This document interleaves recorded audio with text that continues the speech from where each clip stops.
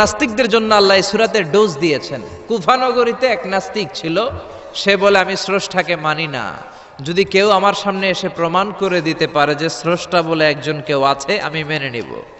কুফার লোকেরা বলল ইনদানা ইমাম ইসমুহু নু'মান ইবনু সাবিত, আমাদের একজন ইমাম আছে তার নাম নু'মান, উনি আমাদের ইমাম, আল ইমাম আল আযম আবু হানিফা। সুবহানাল্লাহ পড়বেন না? সবাই বলল তুমি নাস্তিক, তোমার ইমামে আজম আবু হানিফা নু'মান ইবনু সাবিত, উনি বুঝাই দিতে পারবে যে স্রষ্টা বলে একজন আছে। নাস্তিক বলে কই তোদের ইমাম, নিয়ে আয়।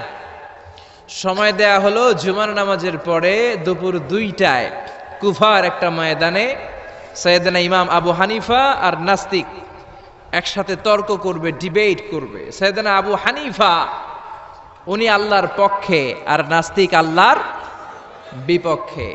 তো যেদিন তর্কের ডেট করা হলো